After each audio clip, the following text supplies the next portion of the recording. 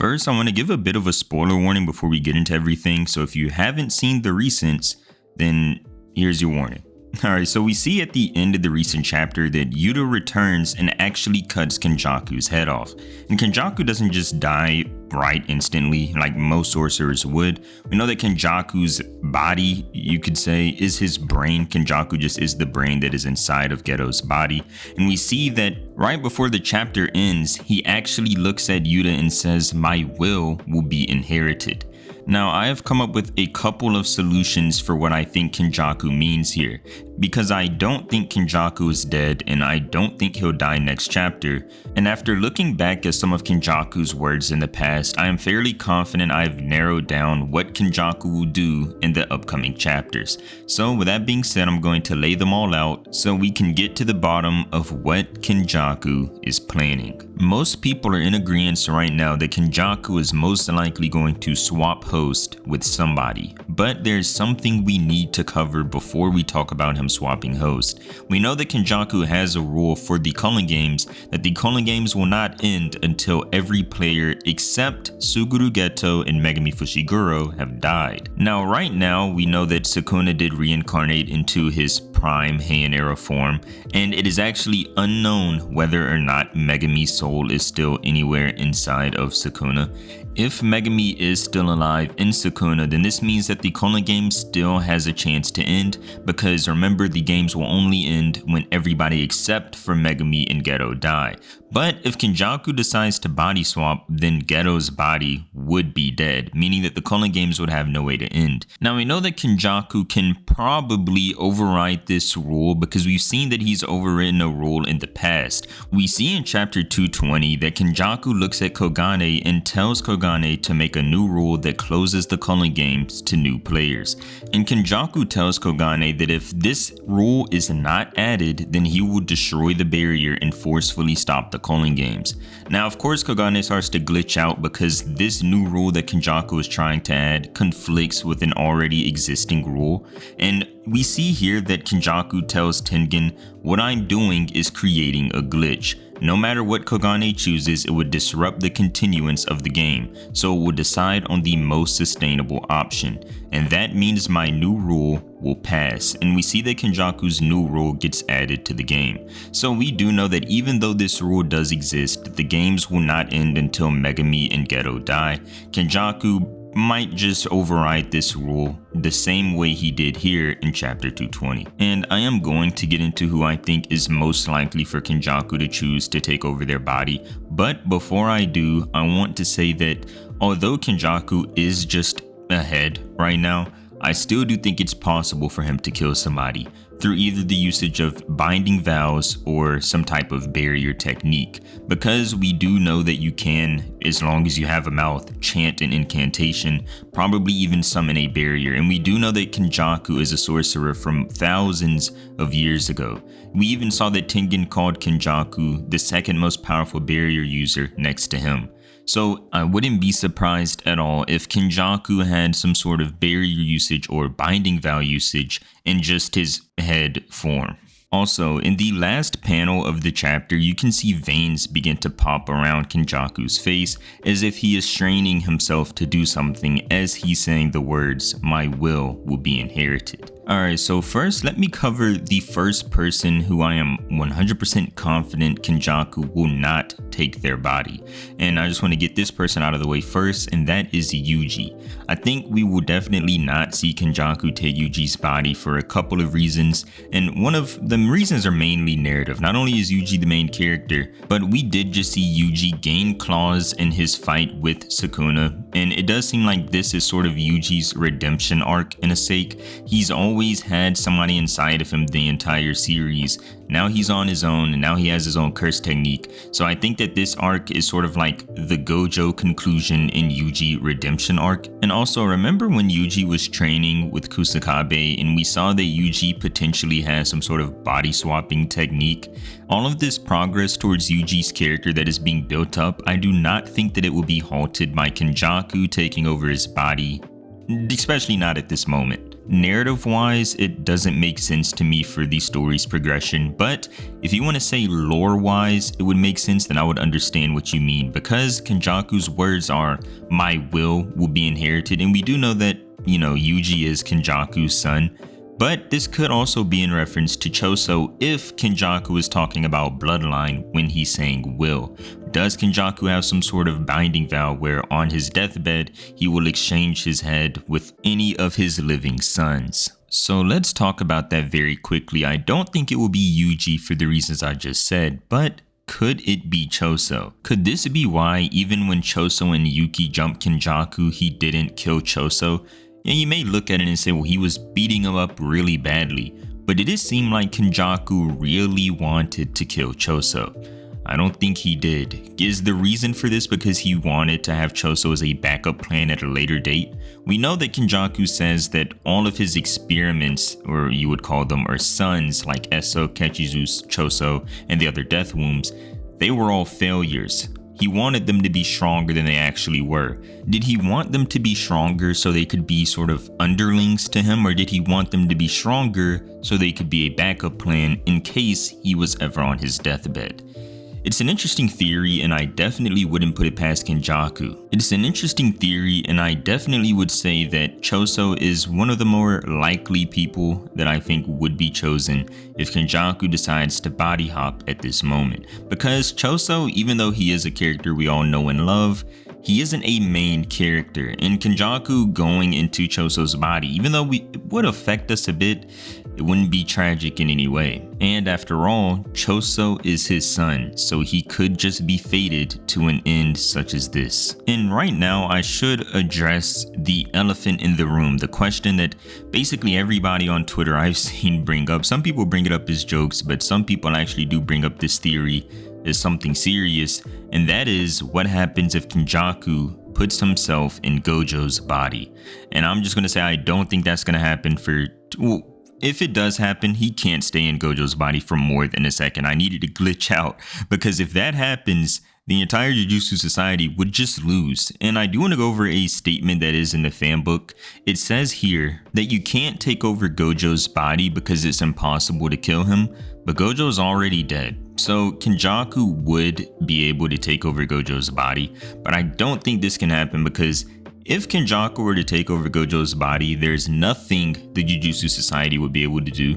Gojo and Sakuna on the same team versus the Jujutsu High School would just be a one-sided stomp and the series would end. There is no ability that Yuta, Hikari, Maki, and the others have that would be able to beat Gojo and Sakuna at the same time. I also just don't think it would be a good move narrative-wise either, because there is some sort of mystery behind a Gojo return anyway. And although this form of a return for Gojo, Kenjaku in his body, it would bring a lot of shock value, but it would sort of diminish Gojo's character a bit. Not only would it ruin the theory of Gojo actually returning as Gojo, but it would sort of ruin the ending of Gojo's character. And Gojo isn't a side character in this series. Gojo is arguably second place when it comes to being the main character in Jujutsu Kaisen. And to people who don't even know that much about the series, they'd actually think Gojo is the main character. And so an ending like this for Gojo would probably just be horrible. Okay, so now that we've covered a Yuji, Choso, and Gojo body swap, remember I have a no to Yuji, an okay to Choso, and a no to Gojo. Let's talk about the two people who are right next to Kenjaku at this very moment. Will Kenjaku take over Takaba's body or Yuta's? I think it would make sense for Kenjaku to take over Takaba's body because it seems like Takaba has come to terms with his comedic life. We see that he is laying down and he said that he's had enough. It's sort of like an ending of sort for Takaba's character. We just had 3 chapters of him and Kenjaku fighting and him trying to come to terms with his life and how he has been with being a comedian, whether he's been a bad comedian, a good one, or if he should even still be doing comedy at all. And we see at the end of this fight, he's laying down and said that he's had enough. We also know that Takaba isn't a main character. He's only appeared in a couple of chapters before this moment, so we do know that if Takaba were to die here and were to be taken over, it's another one of those cases where, although we would care a bit, losing Takaba would not hit nearly as hard as it would hit if we lost Yuta. And you might be thinking, why would he even just get in Takaba's body if Yuta is right there? Wouldn't Yuta just see Kenjaku get in Takaba's body, then just kill Takaba? And I do want to say this, Kenjaku probably, now knowing how Takaba's curse technique works, would be able to escape if he hopped in Takaba's body. I can't even begin to come up with a scenario for what he could do because we know that Takaba's curse technique literally has no limits. He can come up with anything he wants, any scenario, and just get away. So I do think it is possible that Kenjaku would be able to escape from Yuta if he joined Takaba's body, but that is if he joins Takaba's body. You see, Takaba's toolset doesn't really seem like the right toolset for somebody like Kenjaku. Kenjaku, with all of his malicious plans and ideas, would need a powerful body to use, and we know that Geto fit the requirement because Geto was a special grade sorcerer with cursed spirit manipulation. So of course, this is a powerful special grade sorcerer I can use, and then I can add my own abilities of gravity technique and my barriers on top of this special grade body. But Takaba is just a comedian with the comedy curse technique. It's not like he really has a powerful body either, so I don't think that Takaba would be ideal for Kenjaku to swap into. Now it could just be a temporary swap, which would be good. He can swap into Takaba's body temporarily to just escape from Yuta, then find a better host later on. That I think would make sense for Kenjaku to do, but I don't think Takaba would by any means be a long-term body swap. But now that Takaba is out of the way, let's talk about somebody who would be a good long-term body swap, Yuta Okotsu. Now, if somehow, some way, Kenjaku swapped with Yuta's body, this would arguably be the best swap he has ever had. He is basically upgrading from Geto's body to Yuta, so he would still have a special grade sorcerer, and he would now have the ability to copy curse techniques and have Rika as an extension. And I do want to reaffirm, even though I said this earlier, that if Kenjaku somehow did take over the body of Yuta, it would be through the way of a binding vow or barrier technique, as Kenjaku is just ahead. Yuta's not losing a fight to a head, so if Kenjaku can somehow get Yuta's body through this way, I do think that it would not be completely over for the main cast. Even though Yuta is very powerful, I think that the main cast would still have a chance at winning, which is why Kenjaku taking over Yuta's body is actually pretty likely. One thing we know for a fact is that Gege likes shock value. Remember when Sakuna took over Megami's body in chapter 212? The shock value there was unbelievable for anybody who was there when it happened live. Then we saw how Gege killed Gojo, seemingly after it looked like he was winning the fight. Gege killed Gojo the next chapter out of nowhere. Kenjaku taking over Yuta's body would be the perfect amount of shock value that Gege usually likes to go for, and it would also set up the main cast in a hard to win scenario, but not a completely impossible to win scenario. First, I want to say how this would affect the story narrative wise. First, yes, it would be a lot of shock value because of how much we have a connection to Yuta. He had his own volume 0, where we grew a connection to his character and how he became a sorcerer. So it would hit us hard because we do have this sort of connection to Yuta as sort of a savior in the new era. He's supposed to be the second coming of Gojo. So I think him getting taken over by Kenjaku, although I would be mad, it would actually be the perfect plot twist, especially for the main villain of the story to pull off. Because remember, Kenjaku isn't just the main villain. Kenjaku orchestrated everything. Yes, we saw Yuta become a sorcerer, but Kenjaku is the reason Yuji is a sorcerer. He purposefully had Yuji eat Sakuna's finger. He purposely gave birth to Yuji so that everything in Jujutsu Kaisen would happen. The story of Jujutsu Kaisen that we get through Yuji's eyes only exists because Kenjaku started it. He is the reason this story happened. So I don't think that Kenjaku will die here, and I do think that he takes priority over Yuta if it comes to who lives or dies. And I do want to say once again, I would hate for that to happen as a Yuta fan, but it would make sense. And the reason I think it wouldn't be tragic for the main cast is that even though it would be hard for them mentally to fight Yuta, it wouldn't be impossible for them to beat him, especially if Hikari and Maki, for example, teamed up against Yuta. I have no doubt in my mind they would be able to beat him. I know it's implied multiple times that Hikari and Yuta are actually on the same level, so with the addition of somebody like Maki by his side, Hikari and Maki should be able to beat Yuta. But we do know that right now Hikari is fighting Arame, and we know that Yuji and Higuruma are caught up fighting Sakuna, so even if Hikari and Maki did beat Yuta, we still have Sakuna to worry about. And there is one last body swap that I do want to talk about, and I don't think that this body swap will be the one. I wouldn't be surprised if Gege decided for this next person to be the body swap, but Tingan might be the person Kenjaku body swaps with. I don't think it will happen. I think that Tingan, it needs to be his own separate character to eventually be used to merge with Japan.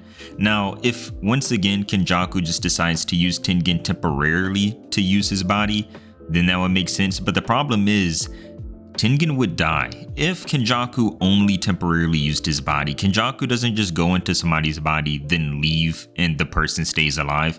The body needs to be dead, so he would practically be taking over Tingan, and the moment he leaves Tingan, Tingan would die, and the whole merger process would just be really screwed. So I don't think that Tingan will be the person that Kenjaku ends up body swapping with. We also know that in chapter 221, when Gojo first came back out of the prison room, we saw that Kenjaku told Sakuna, "I need you to keep your promise to me before fighting Gojo." Now we still don't know what that promise is, but it is possible that Kenjaku has some sort of contingency plan with Sakuna for this exact scenario. Because I will say, Sakuna wouldn't be screwed at all by no means if Kenjaku died right now, but his course of action would 100% change. Sakuna is just strong and does whatever he wants to do, but he was sort of a part of this plan to bring back the Heian era, and Kenjaku was supposed to be the mastermind behind it all. Even the dealings with the foreign nations that Kenjaku has had up until this point, all of these things, including Tingan, the Culling Games, and everything, has all been summing up to this moment. Gojo's now dead, and the Heian era is about to return. Now, if Kenjaku dies here, then all of that gets halted in its tracks, which is one of the main reasons I don't think Kenjaku is going to die. And although Sakuna, like I said, is very strong, he would just basically have nothing to do other than just fight and kill people. And I mean, that's what he likes doing anyways. I'm sure Sakuna is strong enough to bring back the Heian era on his own, but Kenjaku behind the scenes working on things with Tingan and the Culling Games would just make it all go so much smoother. And I also do want to, give props to Yuta for having sort of a redemption moment here, because Yuta had been absent and sitting on the sidelines for a while, and people did begin to call him a fraud. But I think that Yuta doing what he did, waiting for Kenjaku to get out of Takaba's scenario and slicing his head off in one clean cut, is a redemption moment for Yuta. I don't think that him catching Kenjaku off guard takes anything away from the moment. Kenjaku, if anything, doesn't deserve a fair one-on-one. He should have known what was happening anyways, Kenjaku being as smart as he is. For him to not even think about that happening to him, him getting double teamed while Takaba was forcing him into scenarios, is just his fault. I mean, it's not like Kenjaku plays fair anyways. So Kenjaku being as smart as he is and not even thinking about or anticipating a sneak attack like this is just his fault. So I just want to reiterate, I don't think Kenjaku will be taking over Yuji's body. I don't think he'll be taking over Takaba's body unless he just plans on using Takaba's body quickly to get away from Yuta and then changing hosts at a later date. I do think that him taking over Choso's body is very plausible for the will reasons that may be hinting towards some sort of bloodline reason. And I do think that it would be a good idea for him to take over Yuta's body if it is possible, but I wouldn't prefer it as a fan of Yuta. And as for Tingan, I don't think it would make that much sense. But either way, the only way for us to know what will happen is to wait around and see. And with that being said, I want to thank you so much for reaching the end of the video. And if you enjoyed, then I would really appreciate it if you could leave a like and subscribe to the channel, as I do post on different topics that you guys give me and a few that I come up with on my own. And also, if you have any video recommendations for me, please leave them in the comments, as I do read a lot of comments. And I also want to say that I keep all of my past live streams underneath my memberships tab. So if you do become a member, you get access to all of my past live streams. Thought I would say it here because not that many people know about it, but I do have a lot of members who do see the live streams. I want to thank you all so much for that. Thank you for watching. See you next time.